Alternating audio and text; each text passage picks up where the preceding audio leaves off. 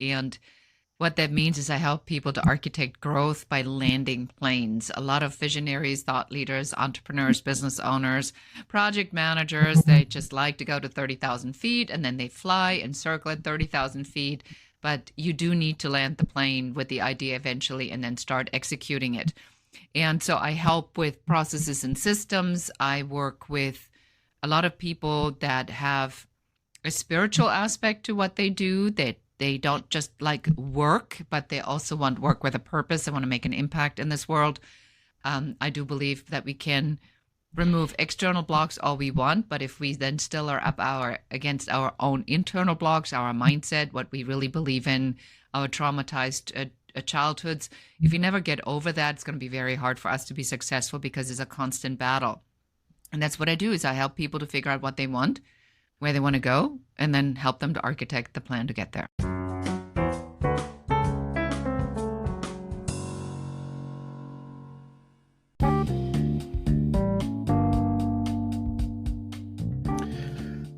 Hi, it's Nigel again. If you are listening to this, that means that you are listening to the old style of the podcast. You may like the old style of having it split into two pieces, but I know some of my listeners didn't. So what I've done, I have created the option for you to be able to listen to everything all in one go. You don't have to wait till next week. You could get it now. At the moment, it's just on Spotify. We'll be coming on Patreon as well. Costs you, was it £3 plus that? I think it is. Over a month. And that means you get the whole thing all in one go. So the other advantage, that'll be coming out on a Sunday.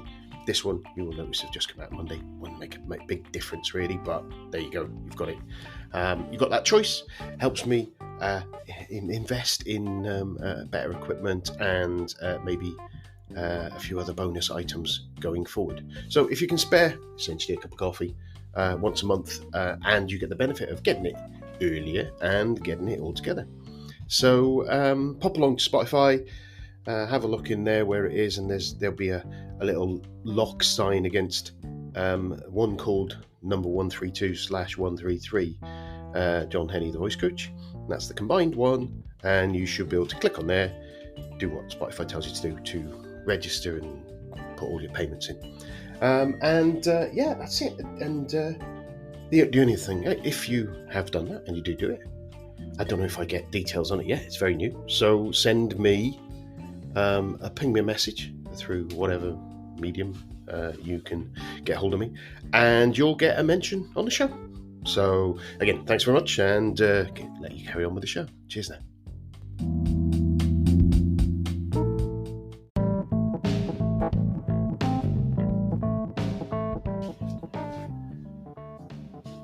So I have a number of sponsors, affiliate links, in the way that it's set up, that have kindly allowed me to share their services, really. The first one is Mike Clayton, and Mike runs online PM courses, and it is a great resource for getting those fundamentals of project management trained, reasonably priced, and Mike presents it in an accessible and clear manner. You can check out some of his videos on his YouTube channel and kind of give you a view of where they are. But the code for that, if you go to nigelcreaser.com/online PM courses, all one word, lowercase, that'll redirect you to it. There's very different levels that you can buy. You can buy individual courses, you can buy pathways as well, if you like. And I get a kickback off those. Mike kindly shares me that. So if you do jump on and use it, I hope you find it really useful.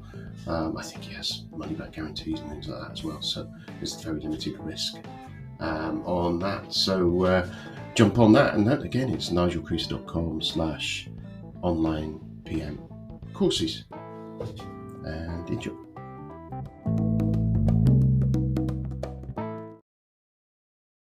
Hi and welcome to the show. Today I'm delighted to have Beate Schelte on. She is a growth architect and a founder of the Women's Code. She creates strategies, designs, process maps, and blueprints for visionaries and leaders who want to maximize their profits and scale their impact. A first-generation immigrant who found herself $135,000 in debt as a single parent. She bootstrapped her passion for photography into a highly successful global business and eventually sold it to Bill Gates in a multi-million-dollar deal, which I'm sure we're going to talk about. She is one of 100 top global thought leaders in 2021 by People Hum, and one of 50 must-follow women entrepreneurs on Huffington Post. She's the author of the #1 international award-winning Amazon bestseller, Happy Woman, Happy World. How to Go from Overwhelmed to Awesome, a book that corporate trainer and best-selling author Brian Tracy calls a handbook for every woman who wants health, success, and a fulfilling career. Beate, welcome to the show with a vast array of interesting topics that we can talk about. And I was going to talk about your client list there, but it was going to take ages to do that. So let's get into it. So welcome to the show, and tell us a little bit about yourself. Thank you so much for having me, Nigel. So again, Beate Gillette here. I'm known as a growth architect. And what that means is I help people to architect growth by landing planes. A lot of visionaries, thought leaders, entrepreneurs, business owners, project managers, they just like to go to 30,000 feet and then they fly and circle at 30,000 feet. But you do need to land the plane with the idea eventually and then start executing it. And so I help with processes and systems. I work with a lot of people that have a spiritual aspect to what they do. They don't just like work, but they also want work with a purpose. They want to make an impact in this world. I do believe that we can remove external blocks all we want, but if we then still are up against our own internal blocks, our mindset, what we really believe in, our traumatized childhoods, if we never get over that, it's going to be very hard for us to be successful because it's a constant battle. And that's what I do is I help people to figure out what they want, where they want to go, and then help them to architect the plan to get there. Brilliant. I'm sure all the listeners will have a few of their ears will be pricking up there and thinking about, how do we, I like that analogy there where you've got the flying at 30,000 feet, but actually landing it. A lot of us have got lots of great, I'm terrible for it. I've got loads of fantastic ideas in my mind, but actually getting around to doing something with them sometimes is a battle. And even when I do, then I go back up into the next one and not finish off the other one. Just tell us a little bit about you. Outside of that, where are you? Where are you from? I know, as we said before, that you were a first-generation immigrant. Give us a little bit of background of you rather than you as your business. Yeah, so I come originally from Germany. I am now holding a dual citizenship, so I'm German American, and people always say, like, well, how do you explain that? And I said, well, my country is Germany. That's where I'm from, but my home is Los Angeles. So that's how you kind of combine both of those. I started out as a photographer. I was always in the creative industry. I loved photography. I loved being a creator. I just realized that I wasn't as good as a creator as I wanted to be. And I ended up very quickly understanding that I'm better at the business side of things. So when it had to be stuff organized, produced, I raised my hand and I just loved it. It comes very natural to me. So you say 1, I say 2, 3, 4, 5. And then it just kind of pops out. But because I come from the creative industry, Nigel, I see a lot of people that have these crazy ideas. I mean, in photography and in fashion, we do see a lot of very, very colorful characters and a lot of people that are non-conforming.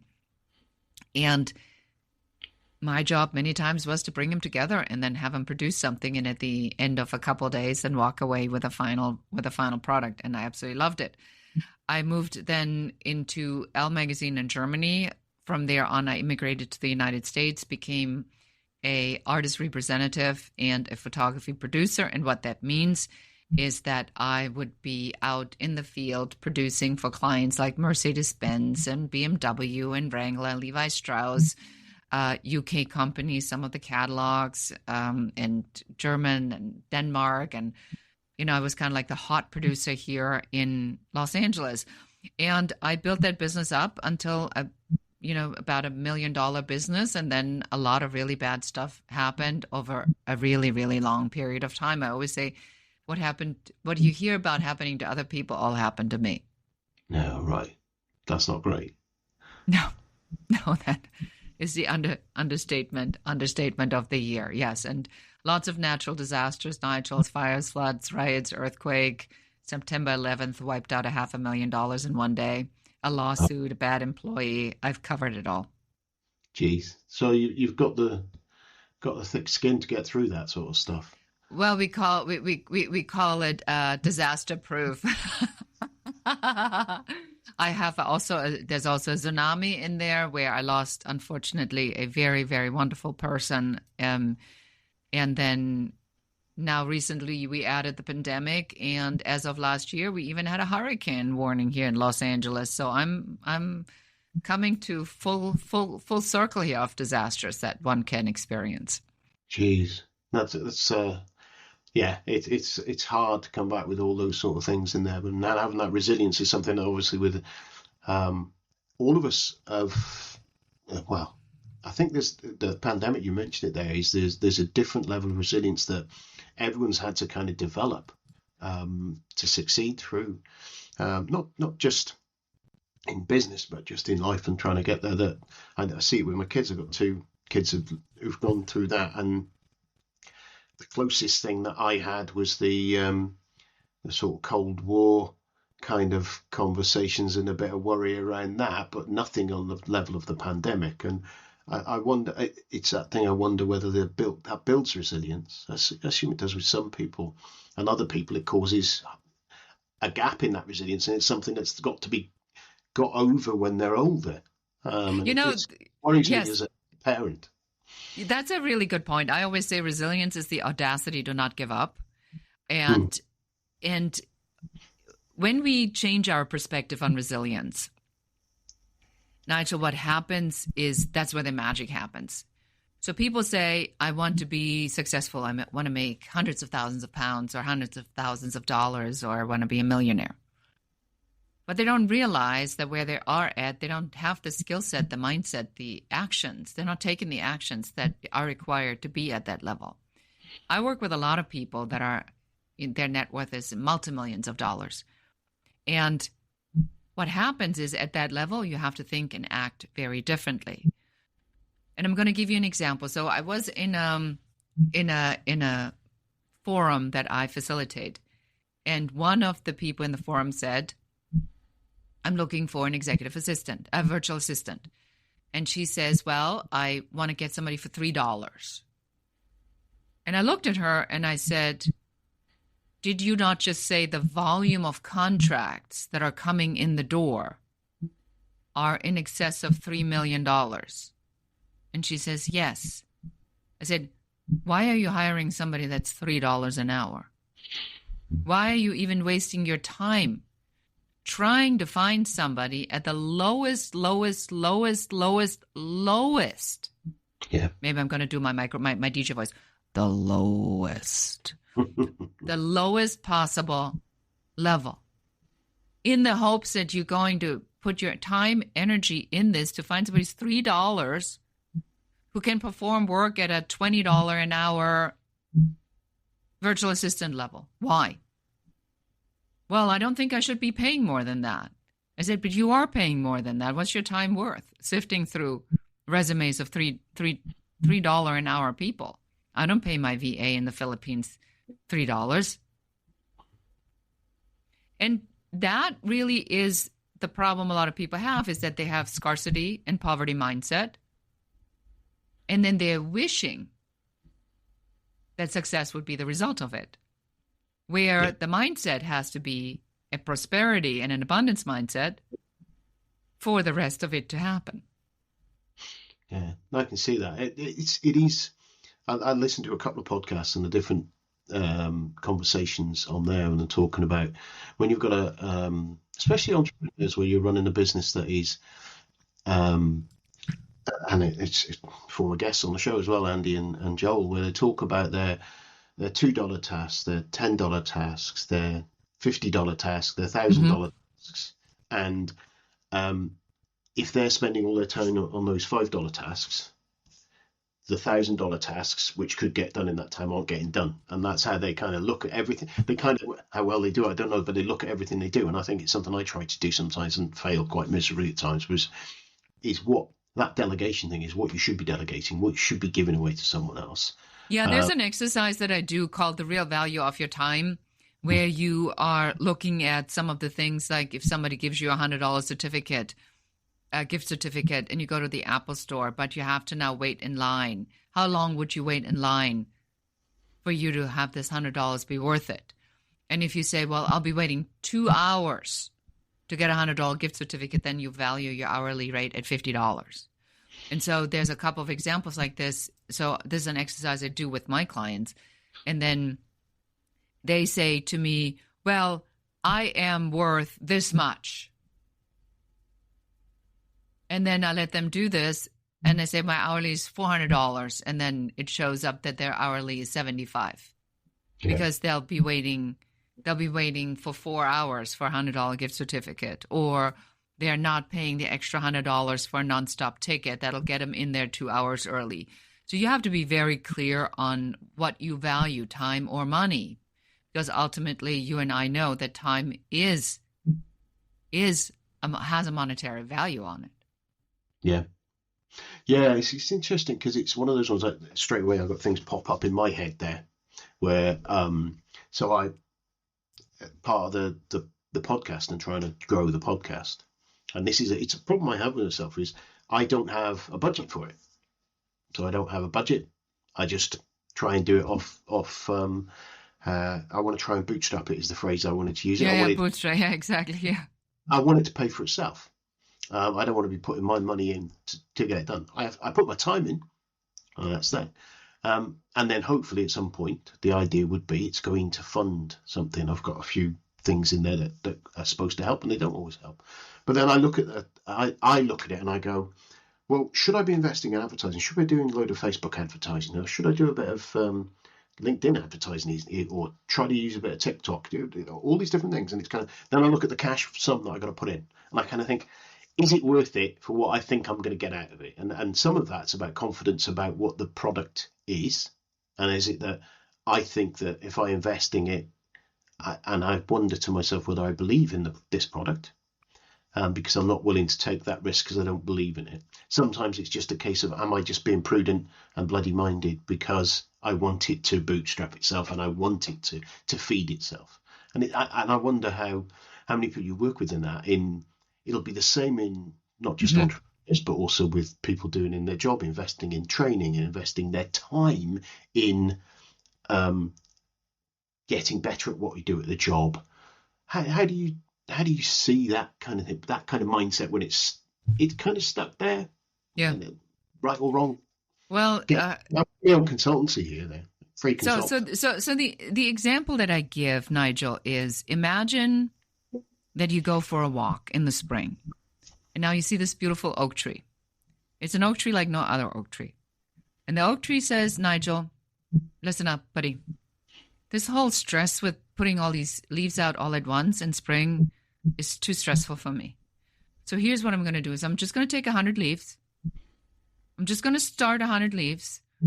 If the birds come and appreciate the leaves, people stand underneath and they admire my 100 leaves.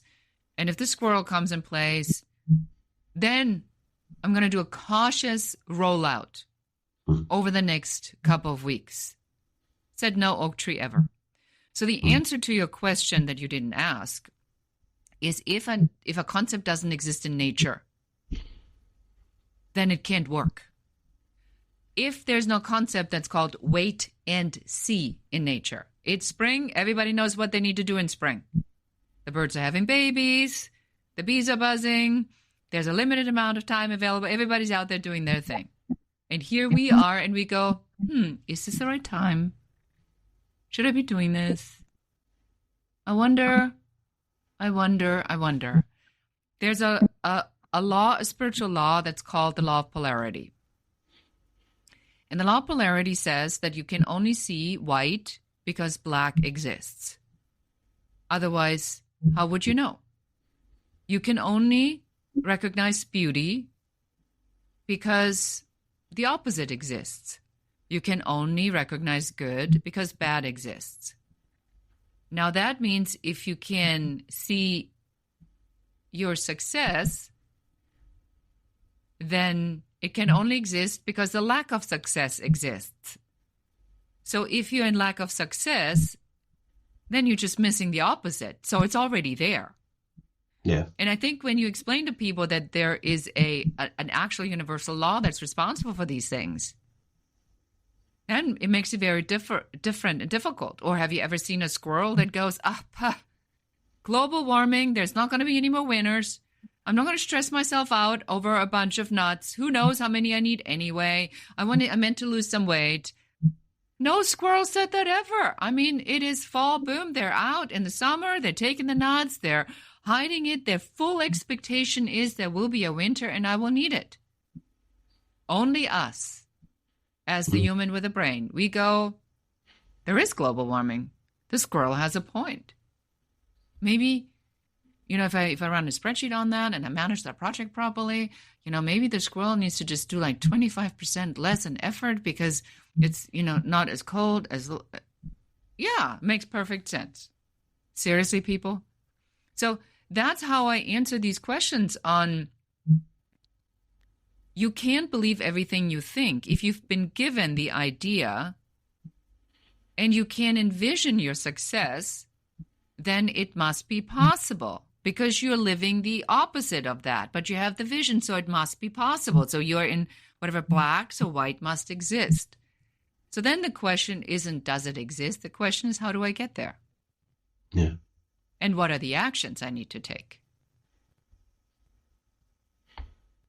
Yeah, I get that. It's a good way of looking at it. It's kind of it's a possibility. It's one of the options that we've got, and therefore, if it's an option, then what? Yeah, understanding what the steps are to do it. It's like you talk about the plane, isn't it? If you're flying around in a plane and you've got to land it, well, you can land it. It's just the steps that need to be taken in order to land that plane. Yeah, and the steps are always the same in order. Mm. You got to know where you're flying to. You got to know what the requirements are for the airport. You know that you have to reduce your speed and your height in, the certain criteria. If you can't see, you need to use your instruments. You need to be subject matter expertise. So you have the mindset, I know I can land this plane because I have the training. The action set, I know all the actions I need to. I've taken all the actions to become a pilot, so I'm fully proficient in doing this. I have the skill set, I'm a pilot, I know how to land this plane. And then the rest becomes like, well, I landed the plane. Of course I landed the plane. That was the whole plan in the first place. It's only us in some of these other things where in your case, you say, well, I want to do a podcast. Well, you're doing a podcast. Well, I want to grow the podcast. Well, then grow it. How are you going to grow it? Well, I'm going to think about on whether or not I should do something different than what I'm doing right now. Well, what are you doing right now? Not much. Is it growing? No. Well, then the answer is, what are you going to change to get a different result? Yeah. Yeah, it's interesting. I was listening to a different show the other day, and it was about, and I think one of the quotes, and sometimes it gets attributed to Einstein, but as they sort of know, every quote gets attributed to Einstein at the moment, was along the lines of, if you keep on doing what you've always done, you'll always get what you've always got. And it's just madness to think that by doing the same thing.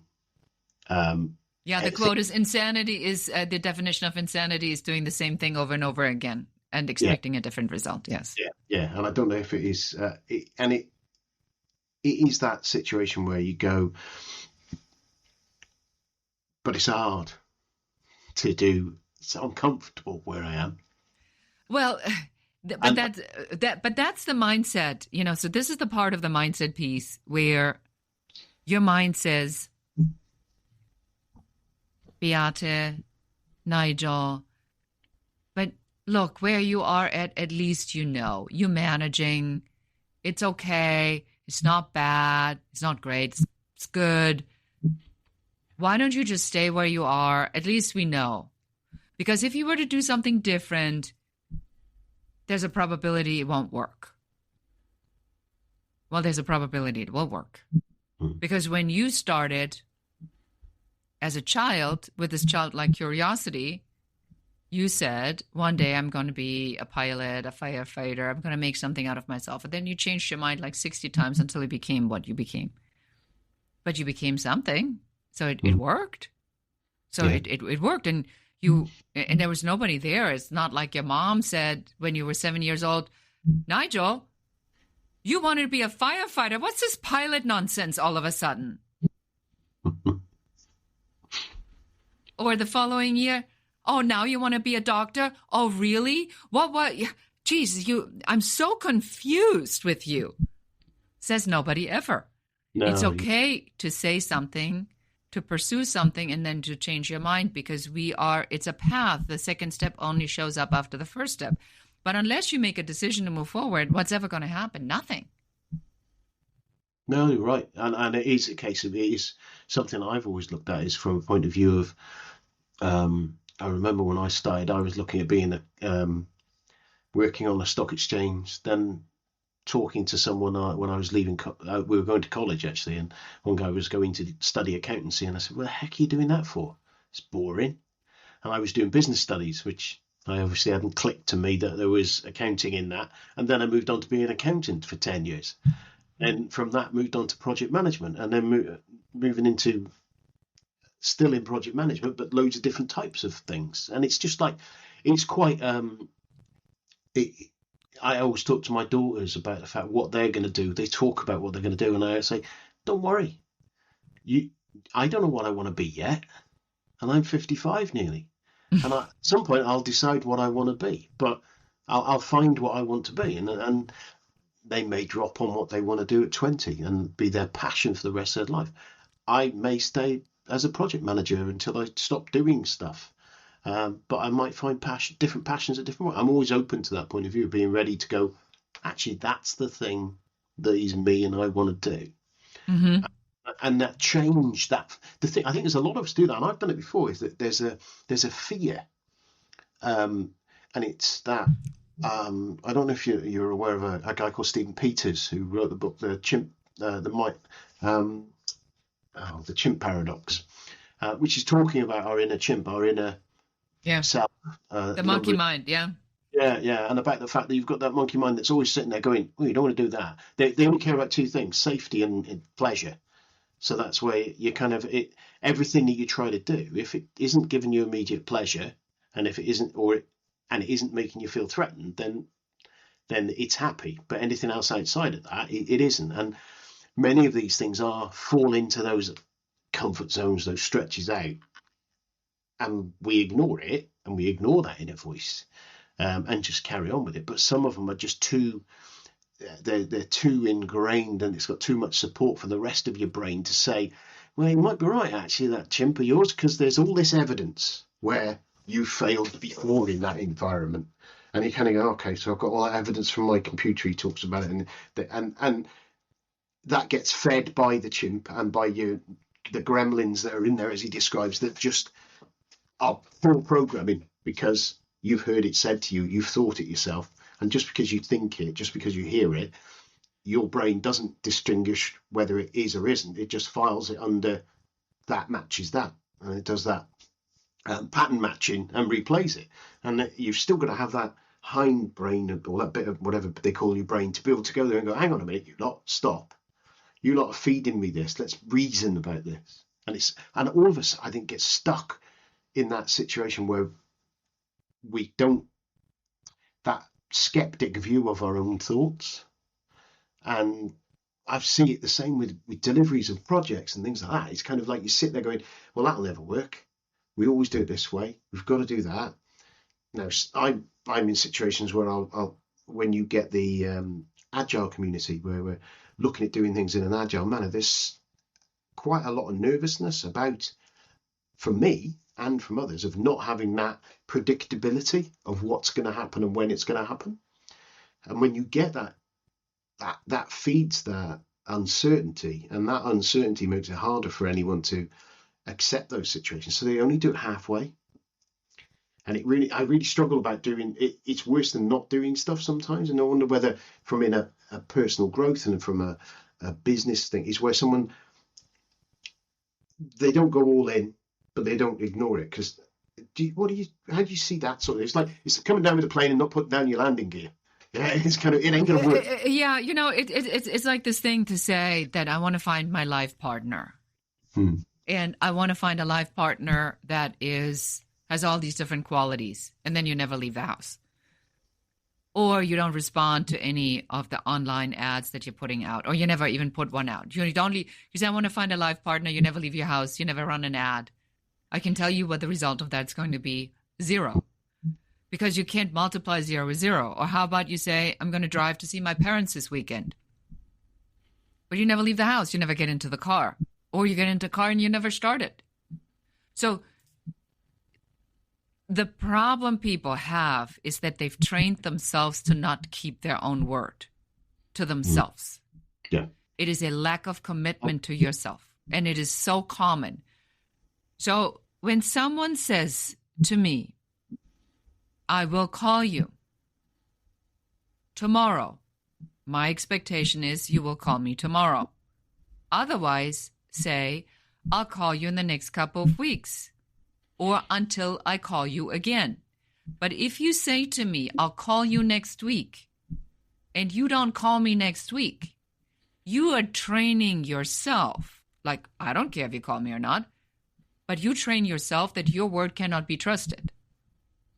So now if you say, I'm going to make $1 million, your brain goes, yeah, like you called this person 50 times next week. Your word is useless. Yeah, it's so people, isn't it? It's unbelievable. It's like, I mean, in project management, it's a deadline. A deadline is a deadline. You commit to the deadline. Everybody commits to the deadline. Otherwise, not a deadline. Otherwise, it's a wishful thinking. So if you can't commit to the deadline, why can you not commit to all these other things? So is it different to say we get this project done in a month versus I'm going to find 3 ways to advertise my podcast, just to stay with the example, that are low cost or for free in the next month? Yeah. And then because you said it and you commit to it, now the action is I'm going to have to look for it. So now you Google promoting my podcast. Now you see that there's a bunch of Reddit strings and a bunch of Facebook groups, and that some of these groups are allowing you to promote your podcast once a week in one string, not all the time, but once a week. Well, that would qualify. Now you kept your word. The problem is when you train yourself to not keep your word to yourself, that's when you become this like wishful thinking, wishy-washy person. It would be really nice, and nobody believes you anyway. I am my word, and I want to be held accountable to it, because I think it's very critical. If I say I'm going to do something, I better be doing it. And if I overcommit myself and I'm learning that I cannot do that because I'm running always out of time, I need to learn on how to commit myself to things I can actually execute on. Because it is better to commit to less and consistently execute versus to overcommit and then not execute, because then you're breaking your word again. And it's not about breaking your word to other people, which has its own consequences. It's worse than you break the word to it yourself. When somebody says, I want to grow my business. Well, what are you going to do? I'm going to think about it. Well, what results do you think that's going to get? Are you not already thinking about this? Okay, well, how long are you going to be thinking about it? Well, I'm going to think about it until I have a solution. What are you going to look for a solution for? Well, it can't cost any money. I don't want to really put too much time and effort in it. It has to be super easy, and it's got to get me there really fast. Seriously? That's not sounds like a Brother Grimm fairy tale. Yeah. You're going to have to commit. You have to do the actions. You have to learn the skill set that's required. And you're just going to have to do it. That's how you do it. So I think that the question on whether or not I want to, that's what makes it hard. If your kids go to the car and they don't want to be buckled in, that's not an option. So how is it possible that you can do that, but you can't do that? Yeah. So your kids want to play at the stove with the fire burning? There's not an option. So a no here is an absolute no. So you can say no here, but you can't say no over there. So why is that? What makes that different from that? So you have to catch yourself as you are going into these places and say, am I full of shit here or not? Yeah. Because we are the best liars in our own pockets. Yeah, it's interesting that, because there's a lot of little flags popping up there for me with that, is around where I've committed to myself to do something and there's something else got in the way. Yeah. And it's been over different careers, and there's things that I've thought about doing, and then there's always an excuse not to do them. And when it's, as you said, when it's to yourself, there's only you who it impacts, because you haven't told anyone. And I suppose it's habit, isn't it? It's a habit of doing what you say you're going to do. And there's a character style about it, I think, as well, is that there are certain characters that will, if they say they're going to do it, that's what they're going to do. That's it. End of. Focus. There are certain other characters that don't have that focus and therefore need to have tools to ensure that when they say they're going to do something, they do it. And I'm one of those. I'm always looking for those tools to manage myself better and make sure. And that's a project manager for you. If you look at yourself as a project and you look at what you do as a project, then you already know what you need to do. I mean, there's no reason you can't be agile with yourself. Yeah, absolutely, yeah, and I think it's something I found, and it's a couple of years ago now, with it was after the pandemic, and I put myself in a position where I made myself ill, because of stress, because of trying to take on too much, because of saying, yeah, oh, I'll do that, oh right, and I've got that, and then it became busy, and then we had all of the other stuff in there, and my emotional well just filled, and I think that whole thing of, and you feel yourself failing, and you feel yourself not achieving those things that you say you're going to do. And I just the way they were talking now, I know part of that problem was at the point where I wasn't doing what I said I was going to do. I said, yeah, I'll get that to you on Tuesday. And then something else had happened, and my focus wasn't in the right place. I wasn't able to stay focused, and then I wouldn't deliver that. And that would add another thing that I was late on, that I had struggled with, and my confidence level went down. And even to the point where when I said to my management that I needed to stop what I was doing, I said, look, I'm failing at this. I'm consistently failing to deliver. Now, in their mind, they could see there was a lot going on. They could see that it was very busy, and they knew that I was moving it forward. But to me, I felt as if I was failing. And I just wonder whether it was because I could see those the lower level things that I wasn't doing when I said, and that build up in the back of my mind of saying, compound. You've done it again. Oh, you've not done that again. You've not done that again. You've not done that again.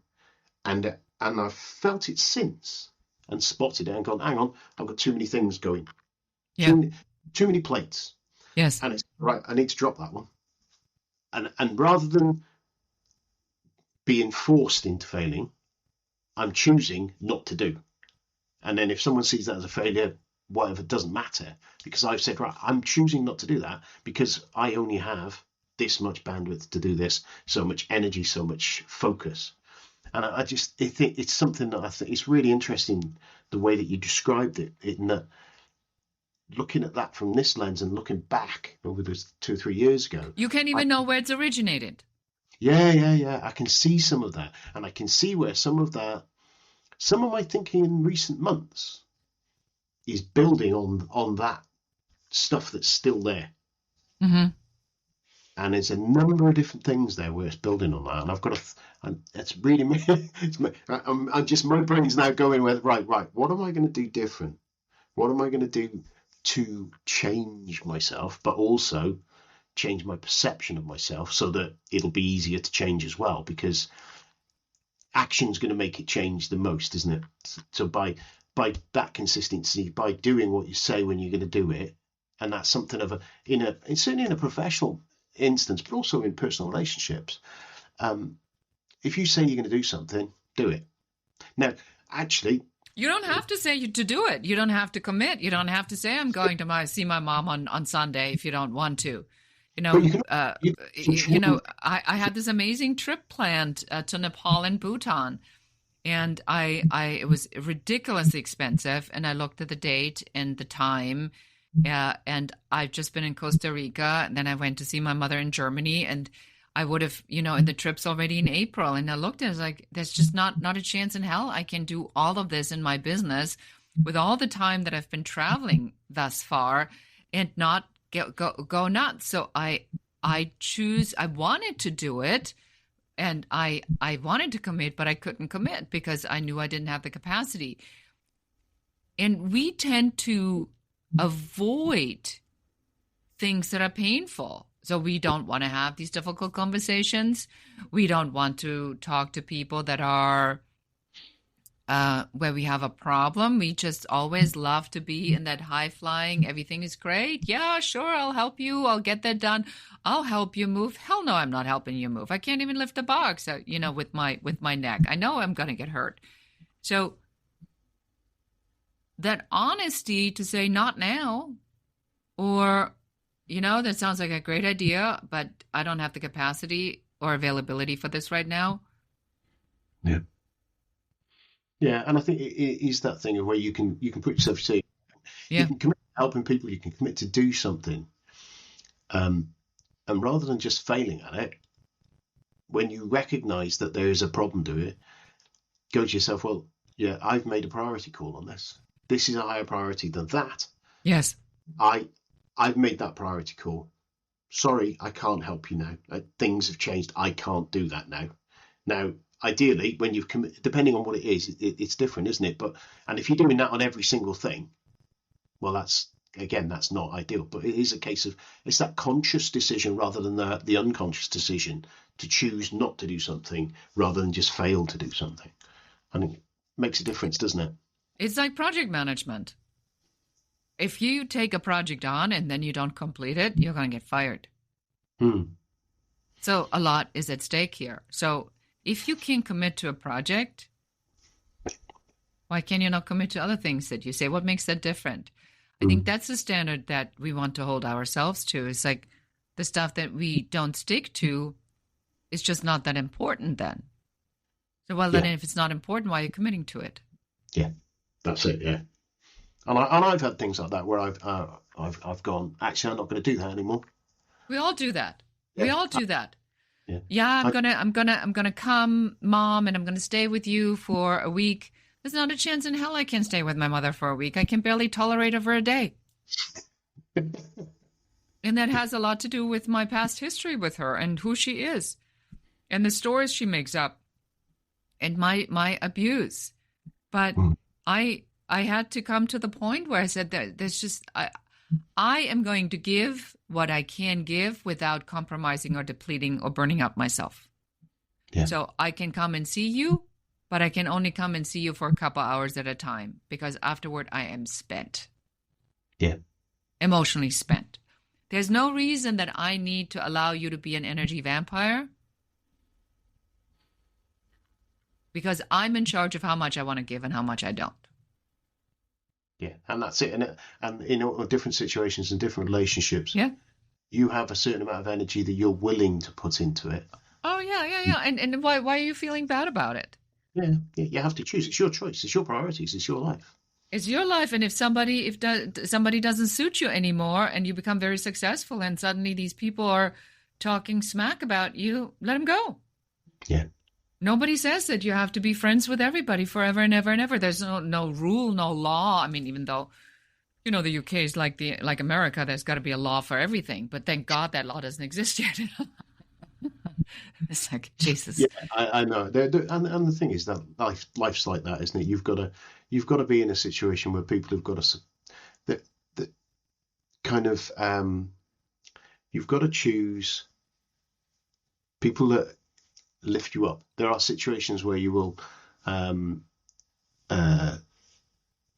be in that situation where there are some people you will be involved with, but you, as you say, you put those limits on. There'll be some people, whether it's in the workplace, in the office, or whether it's even media and social media and tools and things like that, where I've for a number of times just not I turn people off Mhm. so that I don't see them, because every time I see them on the Facebook, I'm like, I really don't need that. And you're making me dislike you more and more and more. And I don't need that. The person from my people from my history, that they're fine face to face. They seem to be different on Facebook. And it kind of like think, well, there's no point. What am I getting from it? Nothing except for resentment of that person and not liking them anymore. So I'll just switch it off. And you kind of got to remove yourself and filter that stuff, haven't you? The snooze for 30 day is such a great feature, isn't it? What's that? Sorry. Oh, on Facebook, you can go and snooze them for 30 days. Oh, right. No, I don't bother with that. I tell a lie. I have done. But more Especially often, when people get so political, Nigel. yeah. And those are the sort of things that I get into. It's kind of, it becomes, when it becomes unpleasant and things like that, you think, yeah, I don't need that. And actually, if there's a thing going on, if usually with that sort of stuff, I can find it quite amusing, but some people get a little bit too far. Yeah, I see it on LinkedIn now. So now they're trying to infiltrate LinkedIn with all this political stuff. And it's Yeah. like, please, just get. Can we just have one platform where we don't have to listen to this perpetual nonsense and just focus on business? Yeah, yeah, I know, and I think it's interesting. It's as you say, LinkedIn has been. Uh, it's an interesting thing. It does, because it's like a public house. It's like a bar of any sort. It becomes the people who are there, and that's what it is. That's the culture. It's the same as any culture in a business. It's a summation of the people that are there, and I think there is a little bit of difficulty, isn't it, with social media. I think the LinkedIn side of it, there is a different group of people that are going to be on there compared to a normal social media. Yeah, they're supposedly professionals, but I will tell you, people do such stupid stuff. I Yeah, and always say, if you post something on LinkedIn, you better be prepared that you're willing to completely ruin your reputation over one post. mhm, And it's out there in perpetuity for all colleagues, for yeah, all partners, for all clients, for all prospects to see what you're really thinking.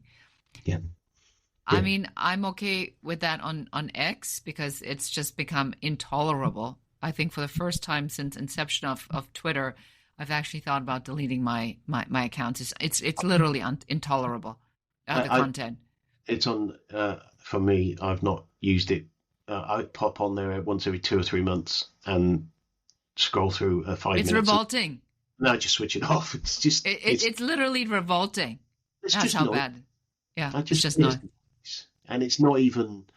Um, there's a few voices in there, but and it's one of those ones where you kind of go, right, the culling of it and managing of it and removal of stuff that you don't want to see. It's just so much energy. I think I can't be bothered with it. So yeah, I think LinkedIn, it tends to be my social media.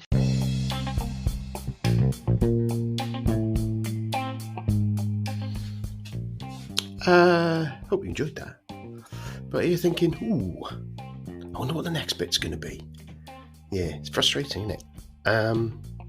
You heard at the beginning of the show where I said there's a way around that. So if you're really itching and you want to hear the next bit of this show, jump down to Patreon, have a look, find the one that's got a little lock on it, click on it, and you'll be able to get the second half along with the first half all together. And you won't get this annoying bit or the annoying bit at the beginning that I just done as well. So yeah, give it a go. It's only a price of a coffee. Cheers.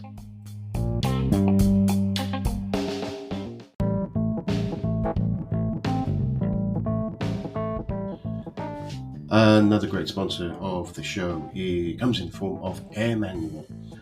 Air Manual is it's a tool for documenting process, which and best practices.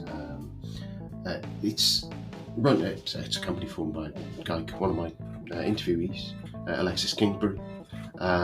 Essentially, and I kind of summarised why my view of where we see documentation, and my experience has been, people will document something, a process, they'll put it in a Visio diagram that gets loaded onto a SharePoint site or something similar, and then a bunch of that. So then once that diagram's been shared with senior management, they're happy they have a process in the business. But then the detailed procedures underneath it might be in Word documents, in just poorly kept and not linked easily and not updated. And what AirManual does, it allows you to put in it's a tool for doing this kind of thing.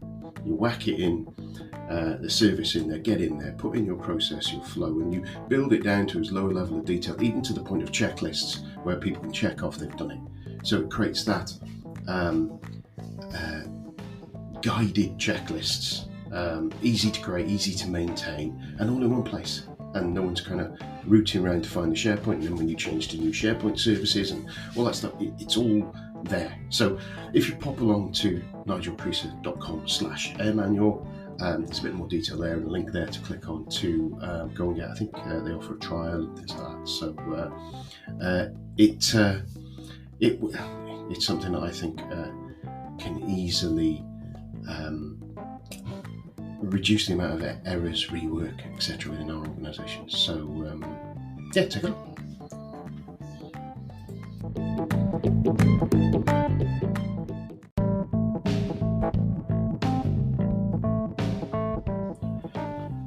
My latest, the latest affiliate that I've got on the show now is Riverside. I use Riverside to do my interviews, Riverside FM. It kind of offers you a whole, if you like, micro studio management producer tooling and goes beyond that. Has a really good free layer. And I've been using it for a while now. I find it really good. When I've had issues, even though I'm not on one of the higher paid levels, the support has been quick, responsive and of high quality, and people keen to help me. The organisation seems really good. The product seems really intuitive. And quality is really good as well. And it's a clever way of doing it is when you're recording through your browsers, so you've not got loads of desktop resources being used compared to some other products that I've used. And what they also do is they stream a lower quality version of it up onto as you're doing the interview, so you're not burning bandwidth while you're doing the interview and potentially impacting on the quality of the conversation. And then at the end, it uploads it, the higher quality from your browser. It's just a really good way of doing it. So if you are thinking of doing a podcast and know someone who's doing a podcast, I would recommend using this tool. I found it really good. Best of the tools that I've tried using to date. And you can get that at nigelcreaser.com/riverside, and that will redirect you to my kickback page on their site, and there I will get a little kickback from them. So take a look. Thanks.